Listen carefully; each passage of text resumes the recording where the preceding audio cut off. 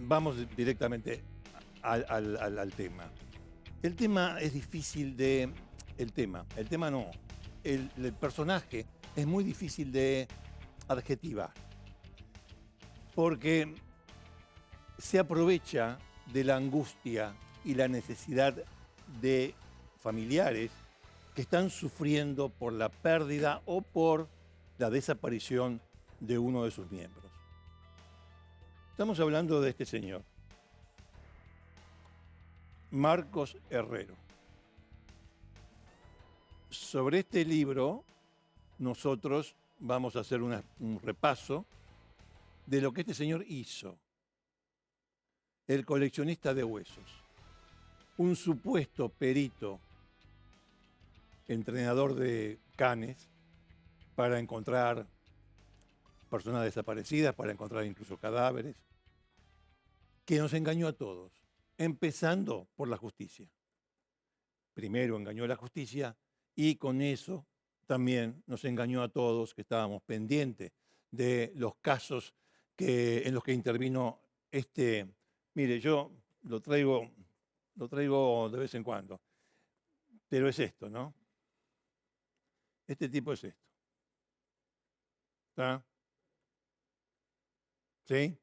Bueno, le digo, no es la primera vez que lo traigo yo, este libro de Marcelino Cereijido. No. La primera vez, le cuento, fue con el clan Pucho. Por ejemplo, en el índice, panorama de la hijoputez, maneras de interpretar la realidad, raíces biológicas de la hijoputez. ¿Qué son las circunstancias? ¿Las prostitutas tienen algo que ver con esto? ¿Con los hijos de puta? Bueno, este tipo es eso. No, yo no tengo... ¿Qué quiere que le diga? Infame. ¿Quiere que le diga infame? Bueno, infame. Infame, maldito. Porque se aprovecha, insisto, de la angustia, la necesidad de personas que están sufriendo en una causa penal por desaparición o por un homicidio. ¿Qué es lo que hizo Marcos Herrero? Marcos Herrero intervino más o menos en una veintena de casos, aproximadamente, muy conocidos, que han tenido gran repercusión, muy conocidos. Y en cada uno de ellos mintió y le dio esperanzas en base a falsedades, le dio esperanza a los familiares de las víctimas. Lo peor que se pueda uno imaginar, más que pensar, pueda uno imaginar. Hay una serie de casos, usted va a ver cómo. No, pero ¿cómo? En este caso yo lo conozco, este caso lo hemos seguido, ha tenido una gran repercusión en el público, lo han seguido los periodistas. Es que los periodistas también fueron engañados. Mire, el primero que fue engañado por Marcos Herrero en los 20 casos que intervino, aproximadamente 20 casos, fue la policía y la justicia, la administración de justicia. Y a la vez, los periodistas. Vamos a hacer una cosa, vamos a elegir algunos casos donde intervino este mentiroso, este infame. Vamos a elegir algunos casos, no vamos a repasar los 20. Algunos de esos casos los vamos a explicar y vamos a mostrarle a usted cuál era la mentira de Marcos Herrero y cómo está hoy ese caso y también dónde está hoy Marcos Herrero. Vamos a una barrida. Vale.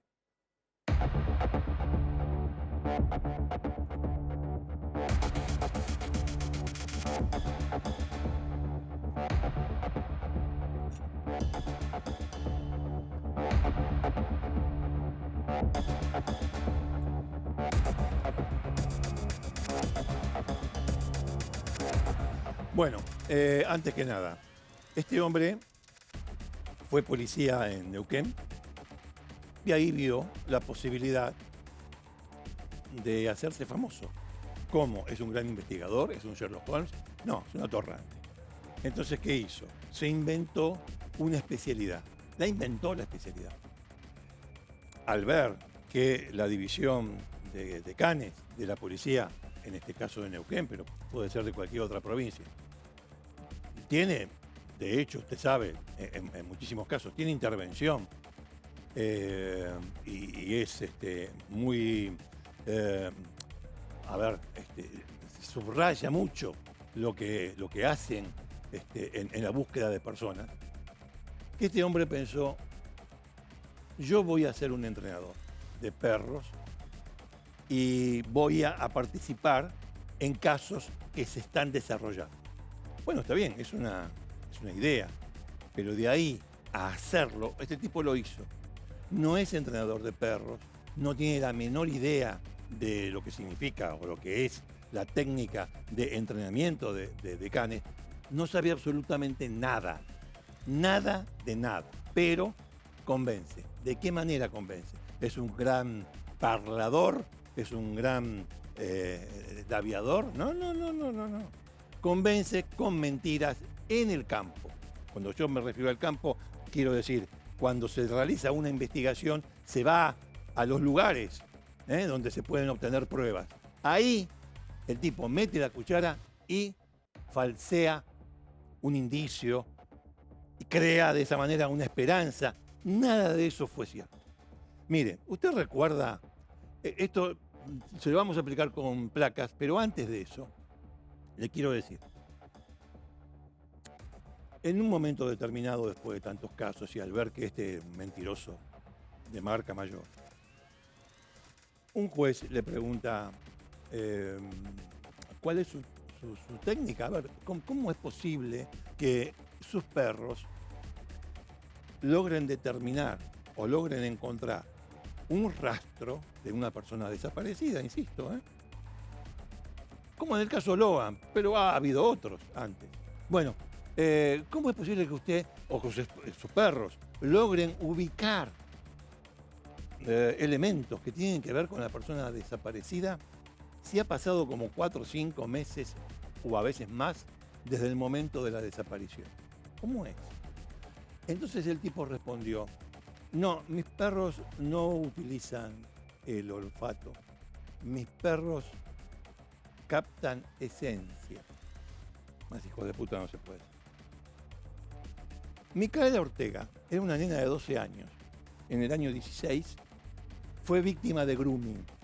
Usted recuerda lo que es el grooming.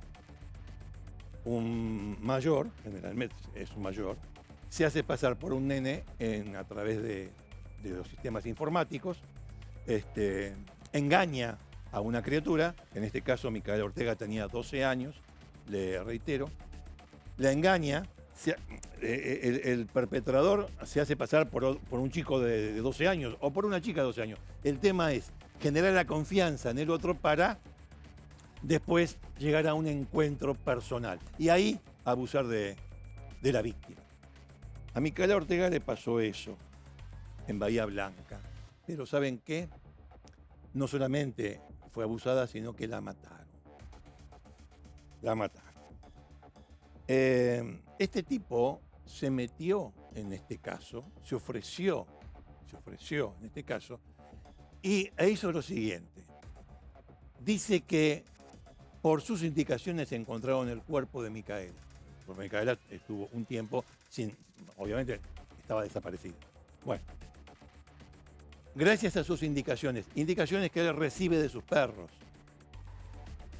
No es paranormal esto, es una chantada, no es paranormal, nada que ver. Si lo es, bueno, más chantada todavía. Pero a lo que voy es, ¿y cómo sus perros lograron determinar dónde estaba el cadáver de Micaela? Muy sencillo. Yo les di, porque la familia me proveyó, yo le di una vieja curita, está escuchando bien, una vieja curita de Micaela, que se había cortado y se había puesto pero vieja, y gracias a esa vieja curita yo logré encontrar el cuerpo. ¿Qué es lo que pasó en este caso? Jonathan Luna fue el tipo que se hizo pasar por nena, y fue el tipo que la engañó a Micaela y logró que se encontraran. Jonathan Luna la violó y la mató. Y Jonathan Luna fue el que dijo Sí, está en tal lugar. Lo de Marcos Herrero fue una vergüenza. Y esto es como para empezar. Apenas acaba de empezar. Apenas. Este tipo está dando vueltas en las causas judiciales desde el año 2008 aproximadamente. ¿Saben dónde participó también? En la desaparición de Sofía Herrera. No sé si tenemos una placa, pero si no, se lo voy contando. Bueno, acá tenemos la placa, mire. Todo el mundo sabe, yo supongo que sí, que todo el mundo sabe, ¿no? De Sofía, la nena de 3 años, desapareció en un camping en Tierra del Fuego. Herrero llegó con una vidente. No se va a salvar nadie, ¿eh? No se va a salvar nadie.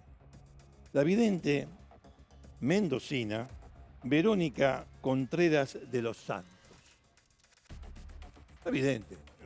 ¿Recuerdan por arriba el caso de Sofía? O sea, en un camping donde van a pasar el día, de golpe y porrazo, desaparece. Y no, la buscan por todos lados, desapareció. Muy bien. Va con la vidente e intenta meterse en la casa de los padres. ¿Qué significa intenta meterse en la casa de los padres? Herrero, como no sabía para dónde disparar, entonces lo que hizo fue, bueno, no tienen una pista de nada, ni de trata, ni de nada. Entonces, ¿qué puedo hacer yo acá con la vidente? Fueron los padres. Una barbaridad de todo punto de vista. Hay otra cosa que ya se va viendo acá. La mamá de Sofía lo sacó carpiendo. Incluso antes de que el tipo le dijera, bueno, en fin, nos vinimos hasta acá, alguna contribución para la causa. Porque todo esto gratis no lo hace. Ya va a ver. Todo esto gratis no lo hizo nunca.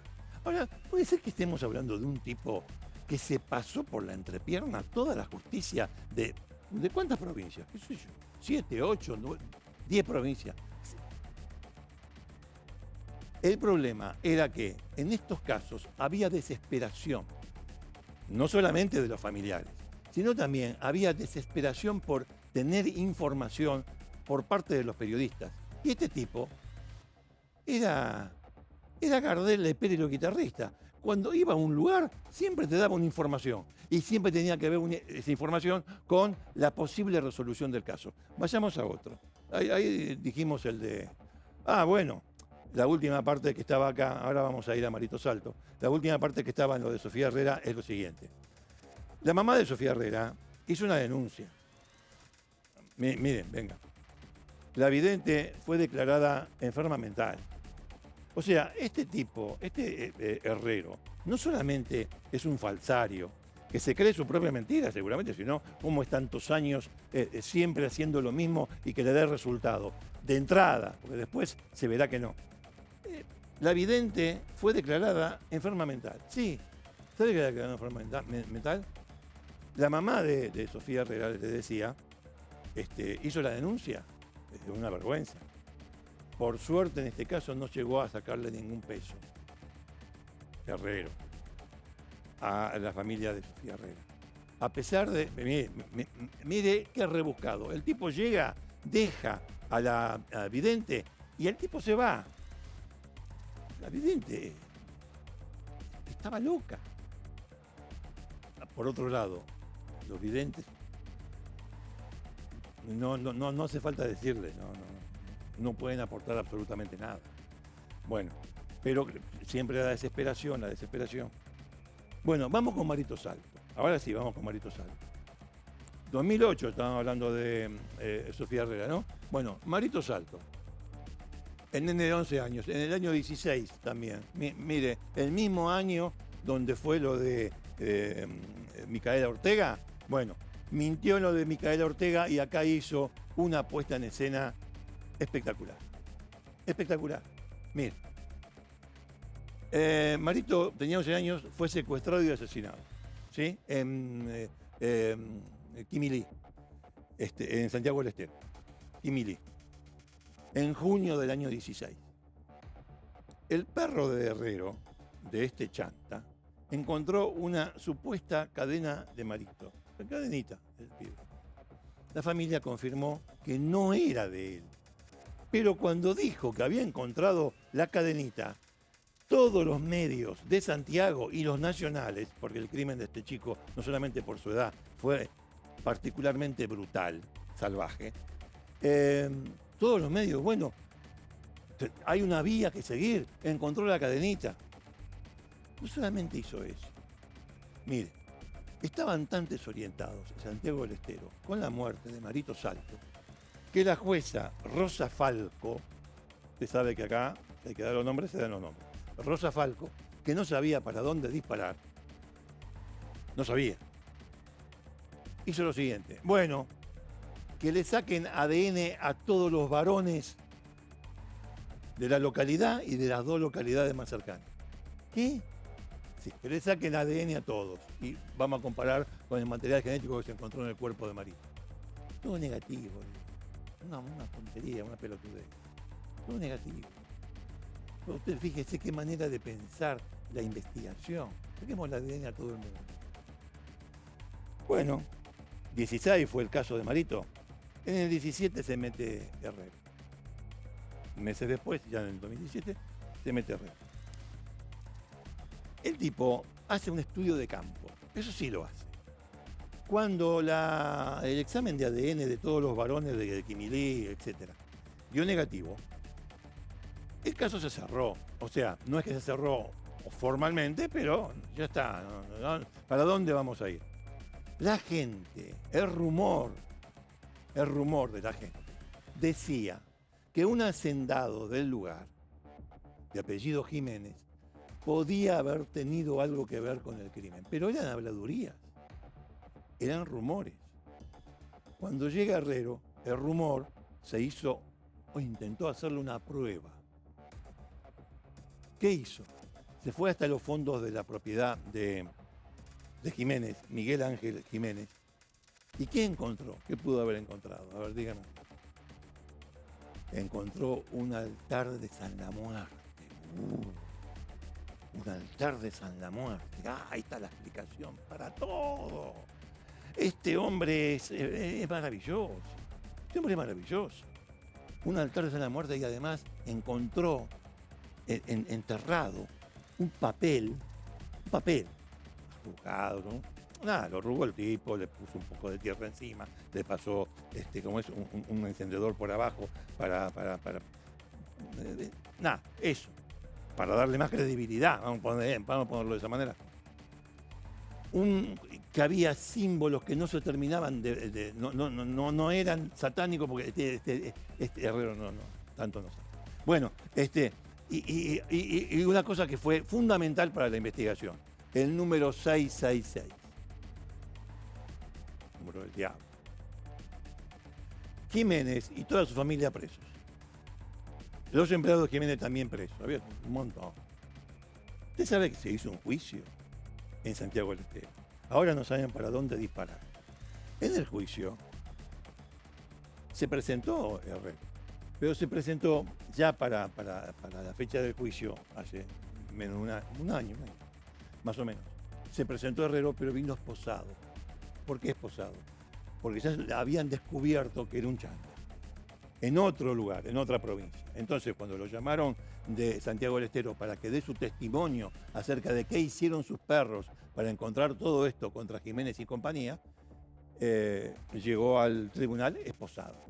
No obstante, esa causa, la de Marito Salto, está en veremos.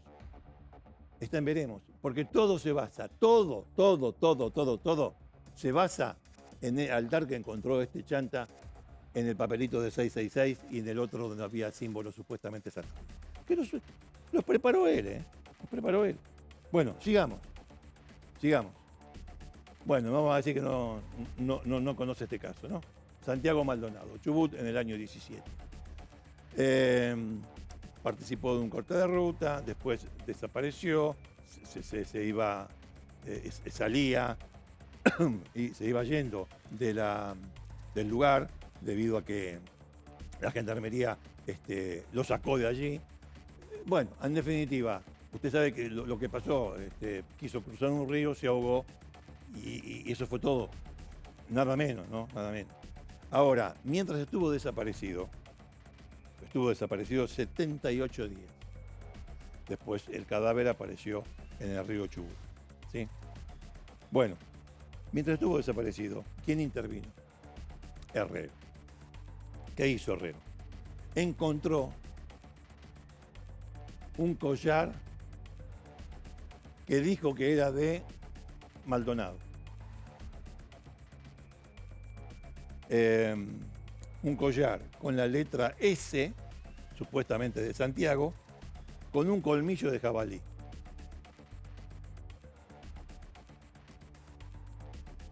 La gente se revolucionó. Los medios explotaban. Herrero encontró. Aunque, ¿sabe una cosa? Si yo seguí el caso Maldonado y no me acuerdo de un tal Herrero. Esa era su viveza. Hasta ahí. Ahora, cuando la familia, se determinó que el collar no era de Maldonado, era una chuchería que uno puede encontrar en cualquier lado, pero no tenía nada que ver con Maldonado. Entonces hizo una cosa muy extraña. Como no tenía, con toda la prensa del país sobre el caso Maldonado y con una desaparición muy prolongada, había que, la gente pedía que apareciera, obviamente. Después vendría todo lo demás, ¿no? Las sospechas a Gendarmería. Bueno, en fin, no vamos a repasar completamente el caso Maldonado. Simplemente en el punto que tiene que ver con Herrero. Bueno, ya el tipo pide declarar, testimonio. Si no sabe lo que pasa, le dice a sus superiores, policía, le dice, ¿sabe qué pasa? Que yo, recorriendo la zona donde desapareció este muchacho, vi cosas muy extrañas y además me dijeron que no diga nada, que ellos iban a tapar todo. ¿Quiénes son ellos? No, gente que hay, es muy peligrosa esta situación. Pero ¿qué es lo que usted vio? Yo vi armas y explosivos en la zona donde supuestamente desapareció Maldonado. ¿Sí? Esto es mentira. Se comprobó fehacientemente por parte de diferentes fuerzas que era mentira. Estaba mintiendo. ¿Qué? Usted me dice, bueno, pero no lo sancionan a un tipo así. ¿Sabe qué pasa? Que para ese entonces el tipo era ya perito particular. Era perito particular. Usted lo contrataba, no iba por la policía de Río Negro. Es más, cuando se empezaron a conocer todos estos casos y las desgracias que cometió este tipo, la policía de Río Negro lo mandó a la mía directamente. Pero, ¿cómo es? Todas estas mentiras, obviamente no salieron después, pero el tipo se seguía vendiendo como experto rastreador, con sus perros, ¿no? Experto adiestrador de canes que casi resolvían todos los casos. Porque no se olvide, ellos no trabajaban con olor, según Herrero, trabajaban con esencia. Bueno, vamos al siguiente. Vamos al siguiente, que este es un hito. ¿Por qué? Porque por este cayó. No inmediatamente, pero por el caso de Facundo Astudillo Castro, este atorrante cayó. Vamos a ver qué pasó. Bueno, ¿se acuerdan de la pandemia? El pibe estaba en Pedro Luro, al sur de la provincia de Buenos Aires. Claro, laburaba en una cervecería. Y con la pandemia, todo negocio cerrado. ¿Y qué hago? Y el pibe, que no tenía un peso partido del medio, empezó a caminar para hacer dedo por la ruta 3 hasta llegar a Bahía Blanca, de donde era su familia, de donde es él. Bueno, en ese trayecto de Pedro Luro hasta Bahía Blanca, no llegó a Bahía Blanca. Pasa por diferentes localidades. Ahí tenemos Mayor Buratovich, es una, Origone es otra. En ese recorrido que él hace, el 29 de abril del año 2020, es detenido 2 veces por la policía. La primera vez le dice, mira, te tenemos que hacer una infracción porque no se puede andar, si no tenés un permiso especial, y vos permiso no tenés. Así que te hago una infracción. Y te digo, volvete a Pedro Luro y fíjate si podés conseguir una autorización para andar por ahí. El pibe siguió. Lo levanta un auto, después lo levanta otro, después lo levanta otro. Se va acercando hacia Bahía Blanca. Lo vuelven a detener. Pasa por donde había un control policial, lo vuelven a detener. Lo detienen una vez en Buratovich y la otra vez en Origone. Bueno, lo detienen. Cuando el policía que lo detiene ve, se fija en los antecedentes, que el pibe ya había sido detenido ese mismo día, le habían hecho una infracción por el tema del aislamiento, por el COVID, le consulta al jefe. Le dice, escúchame, pasa tal cosa, que hay un pibe, que esto, que lo otro, que está en la ruta, le está haciendo dedo para Bahía Blanca. ¿Y qué hacemos? No, déjalo, no le podemos hacer en un mismo día 2 infracciones. No. Decirle que vaya hasta Bahía Blanca y consiga un permiso. Pero déjalo ir. Bueno, sigue haciendo dedo y una mujer lo deja en Cerri, cerca de Bahía Blanca. Desde ese momento, en Cerri, a las 8 de la noche, 8 y pico de la noche, del 29 de abril del año 20 a las 8 y pico de la noche, su celular murió. Y de él no se supo nada más por un tiempo. Un largo tiempo.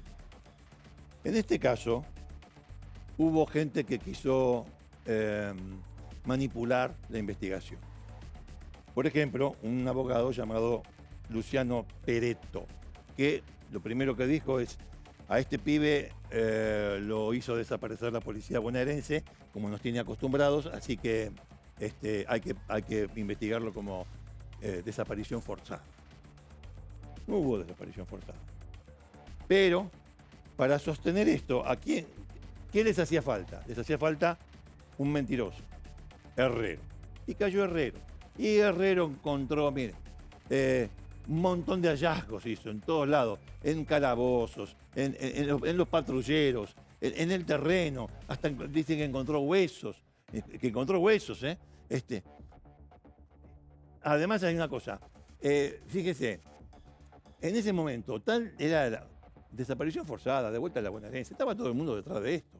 Ahora, Facundo, tenía una mala relación con la madre, a tal punto que ese día que desaparece, pero antes, a la 1:30 de la tarde, él tiene una comunicación con su mamá. Y la mamá dice, anda por ahí, que esto, que lo otro, siempre con problemas. Y él le dice, bueno, mira, tenía una mala relación, ¿eh? Bueno, mira, no me vas a ver más. No fue una amenaza. Después pasó lo que pasó, que ya te voy a contar. Y se dio así. Pero bueno, vamos a ver cómo la madre de Facundo, que creía a ojos cerrados en Herrero, lo menciona durante la investigación, durante la búsqueda del muchacho. Mirá. Esta semana llegó el perito de parte de ustedes, ¿no? Al lugar. Sí, llegó Marcos Herrero, lo tenemos acá en Pedro Luro, ha marcado el perro con exactitud los 2 patrulleros. Un perro con el rastro de Facundo marcó 2 patrulleros. Marcó el patrullero donde Facundo estuvo parado, donde ven en la foto, el perro lo marcó. Y después el otro patrullero, el blanco, azul y negro, el perro lo destrozó. El perro se metió, prendió todas sus alarmas, ladró, está todo filmado, está todo en la Policía Federal, el perro ladró, o sea que estamos 100% seguros que mi hijo en ese patrullero estuvo. Las personas que dijeron que nunca subió, que es el mismo patrullero que marcan los testigos que lo subieron a Facundo entre las 3:30 y las 4 de la tarde. ¿Qué es lo que significa esto para ustedes dentro de lo que es la búsqueda de Facundo? ¿Qué significa? ¿Qué significa? Significa que mi hijo estuvo en ese patrullero, que no estamos locos, que no estamos mintiendo, que no es un capricho mío el decir que a las personas que tienen que investigar es a la policía bonaerense de Mayor Buratovich y que me voy a seguir plantando hasta el último día. A mi hijo Bueno, la desesperación de una madre, por un lado, por otro lado, sí, era todo mentira. 85 días después, un perro que empieza el perro de Herrero, que empieza oliendo el neumático delantero izquierdo, lo huele, y después sube a la caja de la camioneta policial, de ahí, de Buratovich, y también Origón. Pues el tipo no tenía ningún problema. Bueno, y el perro dice que empieza a... yo no sé únicamente que Herrero hable con el perro, porque dice que el perro le señalaba o le indicaba que había estado en la cabina de la camioneta policial, pero más que eso, empezó a rasgar la cuerina del asiento, y debajo de la cuerina de alguna pluma, ¿qué encontraron? 85 días después, ¿qué encontraron? O sea, adentro, es decir, no estaba cortado, no estaba cortada la cuerina. La cuerina vino de fábrica y estaba ahí. Adentro, ¿qué encontraron? Según ellos, ¿no? Sangre. Bueno, no era sangre. Herrero dijo que encontró el cierre quemado de la mochila de Facundo. No era el cierre quemado de la mochila de Facundo. No era el cierre de la mochila. Que obviamente era el cierre de una, voy a hacer publicidad, de una mochila Wilson. No, Facundo no usaba una mochila de esa marca. Bueno, lo último es que también encontró huesos. El 15 de agosto del año 20, 15 de agosto, en abril desapareció el pibe, ¿no? La última, se quedó sin batería de celular y todo eso, en Cerri, cerca de Bahía Blanca. Bueno, muy bien. 15 de agosto del año 20, después que Herrero hiciera todo esto mentirosamente, y después de que dijera que habían aparecido huesos de Facundo, para lo cual todos nosotros, detrás, nos engañan como a niños. A nosotros la justicia, ¿eh? Bueno, el 15 de agosto aparece el esqueleto, o mejor dicho, aparece esqueletizado Facundo Astudillo Castro. Bueno, todo mentira. Ahora, haga puntos suspensivos con este caso de Facundo, porque va a tener una consecuencia que justifica que desde el principio del programa estemos hablando de este mentiroso. La señora que vemos acá es Viviana Luna, en Mendoza. Desapareció en el año 16. La familia lo contrató a Herrero. No está mal esto, está bien. Lo contrató Herrero, lo contrató. Taca, lo contrató. Y rápidamente encontró cartas, supuestamente de la señora. Cartas, no sé qué es, cartas. Pone cartas. Y huesos. Y huesos. Bueno, vamos a empezar por acá. Herrero tenía en su casa uno de estos. Pero de verdad. El flaco es. Bueno, tenía uno de verdad. ¿Sí? ¿Qué hizo? Agarró los huesos de un esqueleto que era de varón y los tiró en Mendoza, en una zona que se había rastrillado ya, donde supuestamente había estado la señora Viviana. Y aparecieron. Ya está solucionado el caso. Está ahí, algo le pasó, algo le hicieron. Bueno, analicemos los huesos. Analizaron los huesos y resultó ser que eran huesos de un hombre. Pero no solamente eso. ¿Saben qué hizo? Agarró la calavera, la partió, tomó la mandíbula y la dejó por ahí. La dejó por ahí, donde estaban inspeccionando por el caso de la señora Viviana Luna. Se dieron cuenta, pero no solamente se dieron cuenta de eso. Cuando advierten por ADN que los huesos eran de varón, inmediatamente surgió que no era la única vez que en una desaparición de persona, incluso de mujer, donde participaba Herrero, aparecían huesos de varón. ¿En qué otro? Además del de Viviana Luna de Mendoza. ¿En qué otro? Bueno, en el de una mujer que desapareció en Río Gallegos, Marcela López. Acá la tenemos. Desapareció años después, o sea, en el 21. Es decir, que este tipo los huesos los guardaba en la casa. Es más, iba con una mochila con los huesos adentro. Y lo iba tirando ahí. ¿Entiende cómo es? Bueno, Herrero encontró huesos y dólares termosellados. Ah, claro, a ver, si la vamos a hacer, hagámosla bien. ¿Sabe qué quiso hacer con esto? Lo quiso ligar a los dólares termosellados, perdón. Los quiso ligar con dinero no declarado de la familia Kirchner. No. ¿Sabe qué eran estos dólares termosellados? Eran los billetes del estanciero. Eso es. Bueno, y los huesos, y acá viene la cuestión. Los huesos eran del mismo esqueleto que usó en el caso anterior, en el caso de Mendoza de Viviana Luna. El mismo esqueleto, es decir, agarró el esqueleto y repartió. Esto lo vamos a poner en lo de Viviana Luna. Este lo vamos a poner en lo de un atorrante. Ya lo dije 1000 veces. Y los dólares, ahí está. Los dólares eran del juego del estanciero. Hijo de mil putas. ¿Por qué? Porque juega con la desesperación de la gente. Usted sabe que la familia Luna, estaba en contra del fiscal. El fiscal del caso de Viviana Luna le hizo una causa. Lo denunció, lo procesó por encubrimiento. Y la familia estaba en contra. Tal la desesperación por encontrar a su familiar que se puso en contra el único tipo que le dio una esperanza falsa. Se agarraron de ahí. Bueno, les quiero decir por último que Marcos Herrero fue hace muy poco condenado a 7 años y 8 meses de prisión. 7 años y 8 meses de prisión por 2 casos. Por el de Facundo Astudillo Castro le dieron 7 años de prisión por encubrir, por falsear. O sea, se cayó Herrero, por suerte, pero venimos arrastrándolo desde el 2008.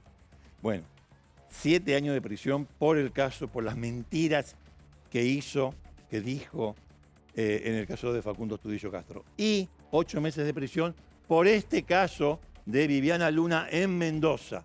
Entonces, unieron las dos penas y actualmente está preso con 7 años y 8 meses de prisión.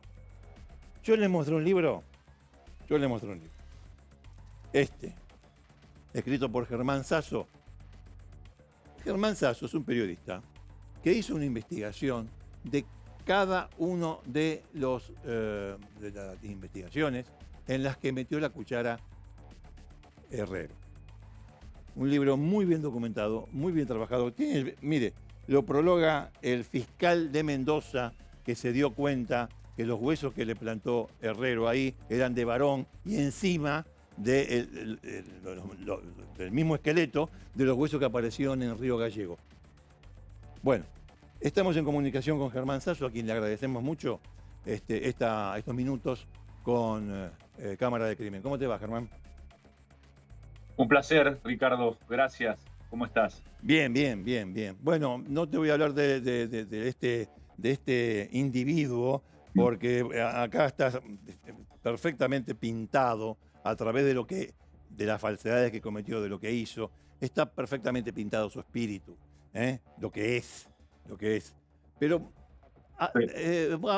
no, te quería preguntar, cuando vos te encontraste de frente con que en un caso tan importante como Astudillo Castro, o el mismo Maldonado, o los demás, todos son importantes, este tipo había mentido descaradamente y había hecho equivocarse a la justicia y también a los medios, pero sobre todo a la Administración de Justicia. ¿Qué pensaste? ¿Cuál fue tu sensación? Bueno, a ver, a este personaje ya lo habíamos visto en algún caso, pero tanto no nos había llamado la atención. Y en el caso Astudillo, cuando empezó a anunciar grandes hallazgos, cuando nadie los hacía, ni los perros de otras fuerzas federales, ni peritos serios, nosotros dijimos, pero qué raro, primero aplicamos el sentido común. Pero claro, este señor tenía una prensa, salvo ustedes y algunos periodistas muy críticos que miraban de reojo a este personaje, porque era raro cómo una sola persona con un perrito podía descubrir lo que nadie descubría. Claro. Y empezamos a rascar un poco el asunto y este tipo decía, yo tengo efectividad del 100%, yo soy infalible, yo encuentro lo que nadie descubre no importa el paso del tiempo. Y bueno, empezamos a indagar. Los perros, el rastro de olor no dura más de 48, 72 horas. Era imposible que Claro. Herrero y sus perros encontraran ningún objeto después de meses o años. Entonces dijimos, además del sentido común y de la bibliografía, este tipo está mintiendo. Y después las contradicciones, y después el laboratorio, y después la ciencia. Porque claro, lo que él hacía tenía una gran explosión mediática, pero Ahí después está. la realidad, cuando se chequeaba, cuando él decía acá hay sangre y venía del laboratorio el resultado de que no era sangre, eso no tenía prensa, eso tenía o era muy poquito lo que salía, Claro. entonces quedaba instalada la mentira. Sí. Él sabía muy bien cómo manejarse con los medios, muchas veces tuvo cómplices que lo ayudaban a agitar el parche y a decir, fue esto, pasó esto, encontramos evidencia de tal persona.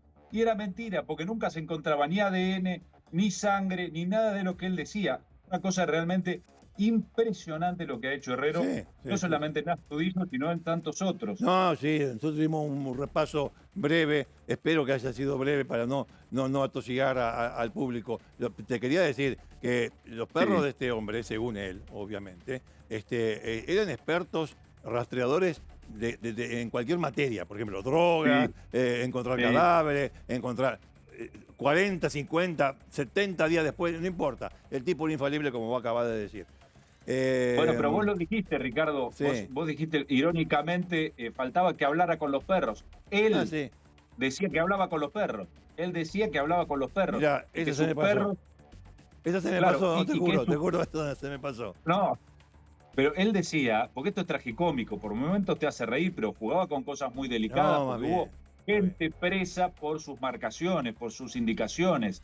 Él, por ejemplo, cuando se empieza a descubrir, cuando lo empezamos a cuestionar, esto de que el olor, que los expertos decían que el olor no duraba más de 72 horas, Eso, él decía, no, lo que pasa es que yo tengo un método ancestral mapuche y mis perros trabajan con la energía del muerto. Ahí Entonces no está. hay límite temporal. Sí, no, Entonces, no. con ese verso Yo recuerdo que él seguía. dijo, no, trabajan con esencia. Claro, En esencia, energía, exactamente. Claro, claro, y con eso justificaba, pero nunca, en ningún hallazgo, en los 20 y pico de casos que hemos repasado en el libro, que hemos investigado, nunca, ningún caso, ninguno de los hallazgos de reos ha sido confirmada por la ciencia dura, por un ADN, por la sangre. Cuando él decía acá hay sangre, iban al laboratorio y no era sangre, era cualquier cosa, otro fluido, una mancha de café, pero no era sangre. Decime una En el cosa. caso de Astudillo, sí. No, disculpame que te interrumpa ahí, porque es tan evidente todo que yo, la pregunta que me surge es, ¿por qué lo hacía? Lo hacía, por suerte ya está en cana. Digo, Sí, ¿por qué lo hacía? sí. Es una gran pregunta. Yo creo que hubo una mezcla, la psiquis es complicada de explicar. A ver, yo creo que hubo una mezcla de cosas. Él volvía a su provincia de Río Negro, él siempre fue muy ninguneado como policía, no tenía una gran trascendencia, y él cuando volvía a reincorporarse a la policía de Río Negro, porque él pedía licencia o se escapaba para trabajar en estos casos particulares, porque él iba como perito particular, él volvía como un héroe, era Superman. Ah, Le pedían selfies porque él descubría lo que nadie quería descubrir. claro, Y él claro. siempre decía, yo voy en contra de la mafia, voy en contra de grandes poderes que están tapando el caso y yo descubro.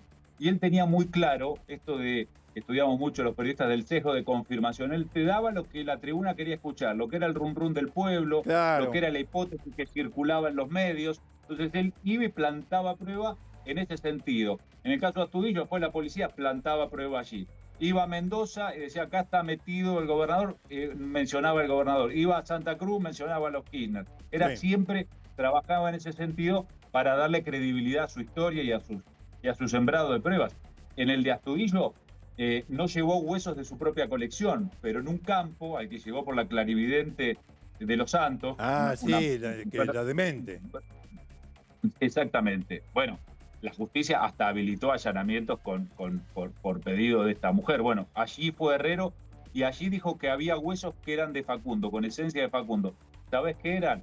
Eran huesos de vaquillona, de vaquillona. Qué bestialidad. En otros llevó huesos humanos Sí, de sí, otra sí. persona, por supuesto, Sí, de sí, sí, varón, sí, sí. pero en el caso de Astudillo marcó huesos de vaquillona, De de eso vaquillona. que quedó absolutamente comprobado. Una cosa muy burda, muy terrible, que la gran pregunta es esta que vos te hacías. cómo lo dejaron correr tanto tiempo, Es cómo mucho estuvo tiempo. tanto tiempo haciendo desastres. Sí, no, es mucho tiempo y de la mano de los familiares que, como decía al Mm, principio, dolidos y, bueno, buscando una luz de esperanza, se parecía este exacto, mentiroso y se la daba. Eh, mm, Puede ser sí, de parte de él, más allá del tema de la plata, puede ser también una cuestión de ego, teniendo en sí, cuenta lo que vos sí, decís, sí, que era un policía común las y dos cosas. silvestre de Río Negro, no de Neuquén, yo había dicho de Neuquén, perdón, de Río Negro. Sí, sí, Bueno, sí, sí, sí, sí, las únicamente dos así. cosas, porque Plata también en el último tiempo hay escuchas telefónicas que hizo el fiscal Pirrero, el que prologa el libro, el primero que lo detecta y el primero que lo lleva a una condena. Hay escuchas telefónicas en donde él le explica a sus allegados, a su mujer, mira, voy a dejar la policía de Río Negro porque con estos casos particulares gano más plata. Hacen colectas solidarias, me pagan y con esto, con 3, 4 casitos que agarre al mes, con esto vamos a ganar más plata que la que yo ganaba como sueldo, como policía en Río Negro. Sí, Y sí. él se reía mucho, tenía una doble cara, porque en las escuchas te demuestra cómo se reía él de muchos grupos que lo apoyaban y que confiaban noblemente en él, de grupos de Ah, derechos humanos, un de grupos miserable. feministas, un miserable. A los grupos, él se reía y decía, estas feminazis me están haciendo una colecta para que encuentre a tal mujer desaparecida. Y se reía. No, una cosa muy, muy siniestra y Sí, no tenía ningún reparo a la hora de plantar pruebas, porque podía plantar huesos humanos de su propia colección, hueso de vaca, de de lo que perro, sea. y tenía objetos fetiches, los amuletos. En el caso de Facundo, 3 amuletos diferentes encontró. Ah, sí, 3 sí, sí, amuletos sí. diferentes. Ninguno En el era, caso de Araceli, obviamente. No, ninguno ninguno era. era. En el caso de Araceli Full es otro caso muy terrible.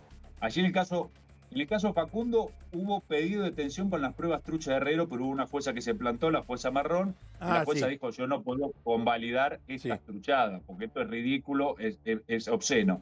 Pero en el caso de Araceli Fules, en el Gran Buenos Aires, allí la justicia compró, por lo menos en primera instancia, sí. y fueron en cana a perpetua 3 personas, porque con la simple prueba de olor, en donde Herrero dijo, en este baúl mis perros marcan positivo. Sí, Eso es lo que, tal cual. eso es lo que convalidó la justicia. Después Casación lo revirtió eso. Casación dijo, es un disparate y como justicia no podemos permitir que No, comprar esta obviamente. prueba, validar esto, Lo mismo va a pasar con el caso de Marito Salto en breve. seguramente. Esperemos. Es el único en donde quedan personas detenidas con Sí, la prueba absolutamente trucha de Herrero. Es por el las único mentiras de caso de este hombre. todos los que yo investigué. Sí, sí, ojalá se Bueno, haga justicia porque es terrible. Germán, yo te agradezco mucho estos minutos, muy esclarecedor, como tu libro. Acá están todas Gracias, gracias, las gracias, macanas, no Ricardo. sé cómo llamarlo ya, Gracias. porque le reitero Sí, los sí. adjetivos negativos Yo para este tipo. te agradezco de lo personal porque fuiste uno de los pocos, digamos, acá desde Bahía Blanca nosotros contábamos que este tipo era un trucho y teníamos a la gran mayoría de los medios bueno, locales, pero nacionales, con mucha Sí, potencia, dándole credibilidad a este chanta, ¿no? Y sí, bueno, y nos sí. insultaban, nos decían de todo, porque decíamos, este tipo no puede encontrar lo que dice encontrar, este tipo es un chanta. Y bueno, 5 años después lo condenan a 7 años de cárcel. Así es. Germán, a disposición, te agradezco mucho Gracias. esta comunicación y bueno, te digo, vamos a estar en contacto. Gracias. Gracias, Ricardo. Un abrazo a todos. Bueno, se acabó Herrero. Es decir, no quiero hablar más de este tipo, no hablamos más de este tipo. Ahora, qué fácil que es engañar. Qué fácil. Si te tiene un hueso por ahí, ya está, yo lo arreglé. Bueno,